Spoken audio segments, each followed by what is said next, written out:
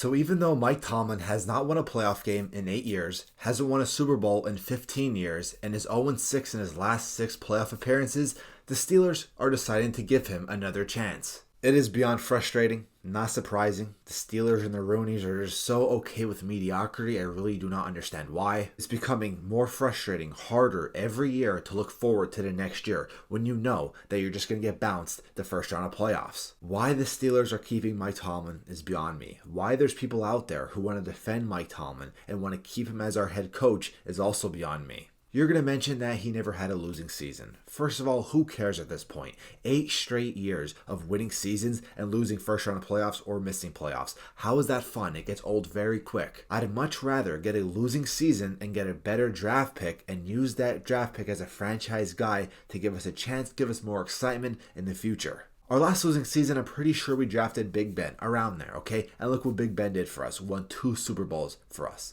Franchise guy. Gave us so much excitement. Took us to the AFC Championship a couple times. Got us playoff wins as a quarterback. Okay, let's remember too, alrighty? Big Ben and the whole team that Tomlin won the Super Bowl with back in 2009 was Cowher's team. Big Ben having that great drive at the end, throwing it to Santonio Holmes. That was them. That wasn't Tomlin. So a lot of people like to blame the players. Alright, well, if you want to blame it on the players, let's talk about Mike Tomlin's only Super Bowl win.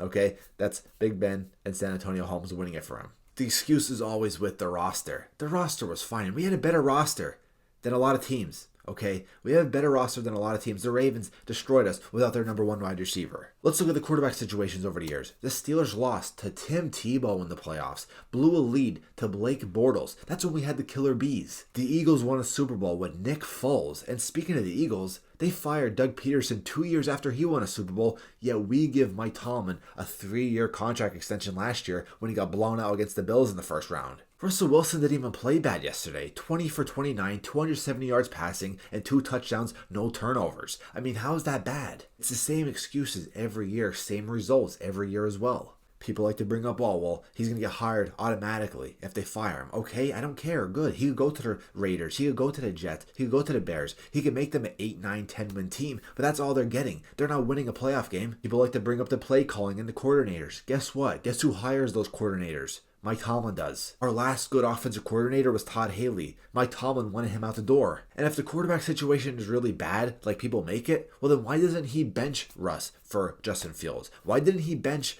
Kenny Pickett and Mitch Trubisky earlier, start Mason Rudolph earlier last year? Every single year I make this video, I'm not even kidding. You could even go back at all my Steeler videos.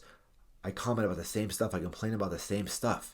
Eventually, there's a common denominator of why we have not won a playoff game in 8 straight years. It's very frustrating. The Steelers, Mike Tomlin, we need to move on.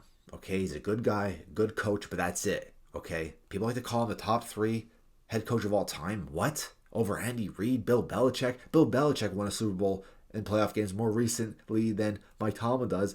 Patriots forced him out the door. Why does Mike Tomlin get babied and protected much more by the media, by his own organization, by the fans, by the NFL in general compared to other coaches? Alright, if the players are that bad, like everybody complains about, then why does any head coach get fired? If you could just blame it on the players. Who would we hire next? Well, let me tell you, I guarantee you a guy like Ben Johnson, a young offensive mind, would have had the Steelers at 12, 13 wins, competing with the Ravens, even beating them. You do what every other organization does after they fire a head coach. You bring in candidates, interview them, see what one you like, and then take a chance on them. Then if you want to go back to the Eagles situation, after they fired Doug Peterson, they still went to the Super Bowl a couple years later. They didn't win it, but they won the NFC Championship. They made it to the Super Bowl. I'll take that, of course, as a Steeler fan. We don't need to win the Super Bowl every single year. Okay, we don't need to go to the Super Bowl every single year. But let's make some noise in the playoffs. Let's compete. Tomlin gets outcoached every single big game. We saw it with the Eagles this year.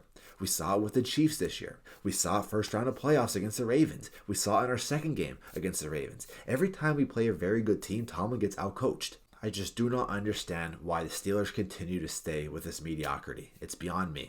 Comment down below, please. I'd like to hear your stupid reasons of why you want to keep Mike Tomlin. I mean, it's absolutely ridiculous. Screw the winning seasons. I don't care if it means firing him, getting a coach, and winning only 4 games the next year. If that means we get a franchise quarterback, we take a risk, and there's something to look forward to. There's literally nothing to look forward to as a Steeler fan because you know the next year we're going to lose first round of playoffs. Same stuff every single year. Same stuff every year. Go Steelers, I guess. I'm out, guys. Peace.